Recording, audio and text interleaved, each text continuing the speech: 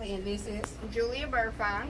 okay. And I just met Julia today, and Julia is another gardener in my area, and she has some beautiful things going on. So I wanted to interview her and get some insight. And you know, we want to, as gardeners, we want to stick together as a community. So we want to take you along with our interview with Julia.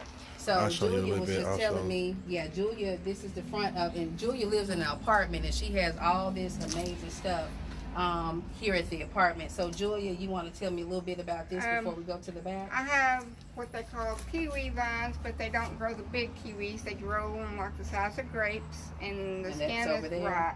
And they're not furry at all, so you eat them like a grape, but they taste just like a kiwi. I have lavender. I do my own, all my own spices and herbs and everything. I harvest them, I dehydrate them, and I grind them. Okay. And I have mint, cilantro plants. Yes. Okay. So where's the? Now that's the rosemary over here, right? I have 2 rosemary. I have a mint, a sweet mint. Sweet mint. I have I also do citronella plants. Yeah, that helps with the it mosquitoes helps with and mosquitoes, stuff. and believe bugs. it or not, I had 2 last year for an acre garden. And it took care of I them? never had any trouble whatsoever with mosquitoes out in the garden. Gotcha. And it's easy just to break off a leaf and you rub it on yourself and go to the garden. Okay. So, did you just grow up gardening? Yes. Okay. Grew up gardening. Okay. Yes, I was in Hot Springs, and we had 20 acres, and we had at least 5 to 7 acres of garden every year. All right. Well, good. My son told me earlier, you kind of mentioned, like, with what's going on in the community, we may have to get back to bartering. Yeah. So those are some things that we talked about, and here somebody else is saying the same thing. I put up 20-something cases of quart jars of homemade salsa, dill pickles, vegetable beef soup, beef stew. I grew carrots, onions, everything. Okay. So. And you know what's so valuable about that is last year I kind of got into canning fruit. And so I have a lot to learn, so I definitely want me and you to kind of get close if we can. I love to can. Okay, all right. So would that be okay with you if we kind of partner up and learn some things from each other? Well, you can probably teach me a lot more. I canned fruit, and I also made 16 different kinds of jelly last year. Okay, well, awesome. Even sugar-free jellies. Okay, well, good. Okay, so do you want to take us to show us? You want us to walk around this way? Yes. Okay, so guys, we're gonna go to the rest of the garden. What?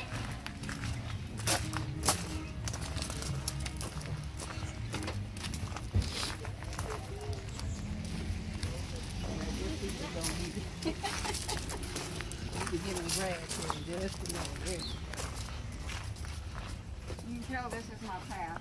Right. I wore the grass down. So guys, as you can see, she lives in an apartment building, so you know we can't use the excuse that we don't have the space. Whatever you have, we have to use it. And so she is such an inspiration to me. I saw your garden driving one day, and I was like, I got to interview her.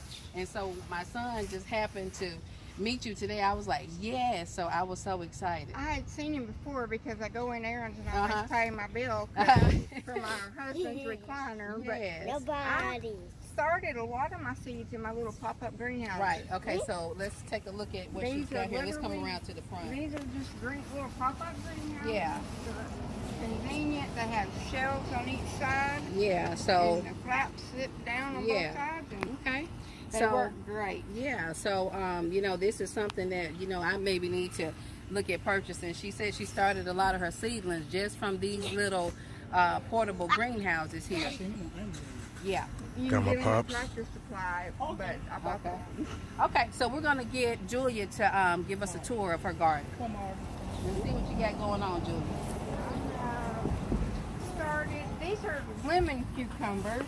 Lemon cucumbers? They actually grow the shape of a lemon, about the same size, and they're yellow striped, but they taste just like a cucumber, so they're easy to get started on a trellis. Okay. Real easy.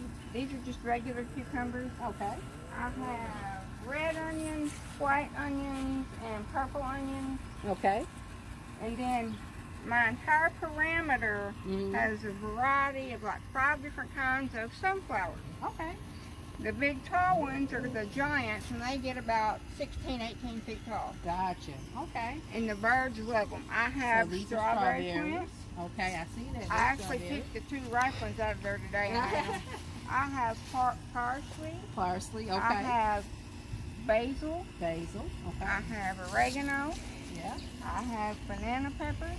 Yep, I see these are the pepper plants. This is purple basil. Okay. I have okra. Okay. I have tomatoes. Look at the tomatoes. Let's zoom in on those. Look how good her tomatoes are. Wow. I have cherry tomatoes. Look here, we got little peppers growing. And I have cherry tomatoes on this one that are turning orange already. Yeah, got the little cherry tomatoes there. This is another and look, guys, look at this here is so unique in how she has taken the bamboo and created, you know, something to hold the. Because in Hot Springs we have a huge cane patch. Okay. And this weekend I was down there, so I just brought me back a bunch of my canes. If you go back again, let me know, because I want some fishing poles. Oh, well, we do. That's what we do. Yeah. I have a huge cane patch there, okay. my dad. Awesome. There's one big tomato right down there that's growing. Yep. There we go. When I started this plant, and it almost died on me when I transplanted it. Okay. And it has come back from something about this tall, because I babied it. Right. And then I have, this is a herb, it's curry. Curry. It's a curry plant. Okay. Let's see here. So I see you have mulch around this. They help you with the moisture with the plants? The mulch helps with moisture, and it helps with weeds. Keep the grass from being so that's what we've been doing. If you start trying to hoe too close, it'll mess up the root system. Right, and so that's what we do with the container beds. We try to put, and it's pretty too. It's pretty I love container beds too. Yeah, that's what we have. We took the, we have the wood container beds. We have tires.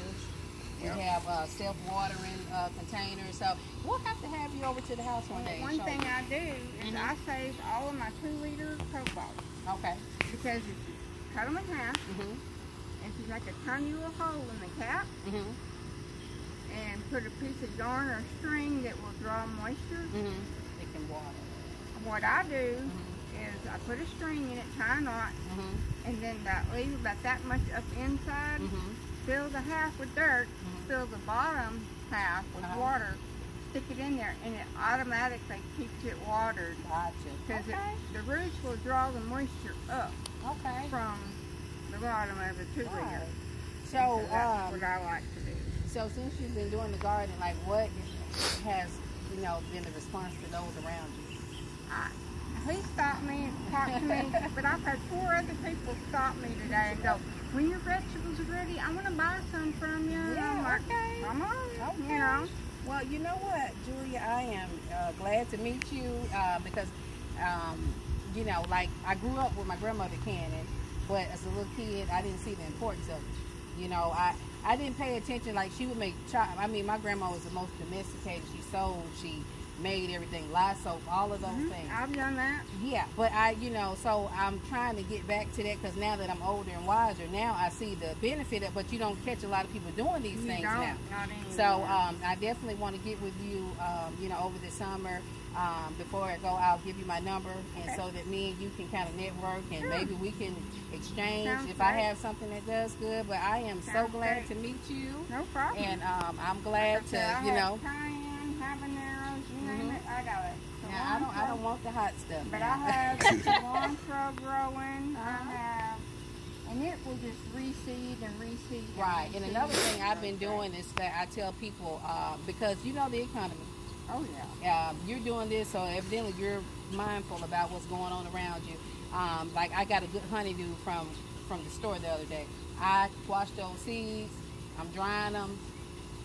So I'm putting my seeds up, you know. So I have an entire box from my garden last year that I saved seeds from everything I grew.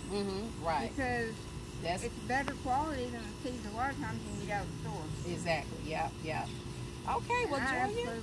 I love it. I like the can, like I said. Yes. Growing up, we raised hogs.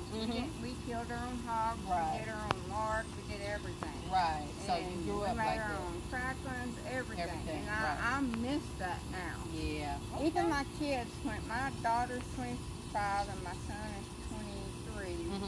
And they got in on the gardening with my dad and my mom, and then they got in killing hogs when they were little. And to them, that's just what you do. You know, it's normal. But yeah, I absolutely love it. And there's nothing better than homegrown vegetables. What you buy in the store tastes nothing like you get out of the garden. Exactly. Well, all right, guys. Well, this has been Misha with Connecting Kindly. This is Miss Julia. This is Miss Julia's garden, and she's a member of my community. Hopefully, we'll be able to have Miss Julia back again for another interview update on how things are going. So, guys, be blessed, and we appreciate you. Please like and subscribe, and take care.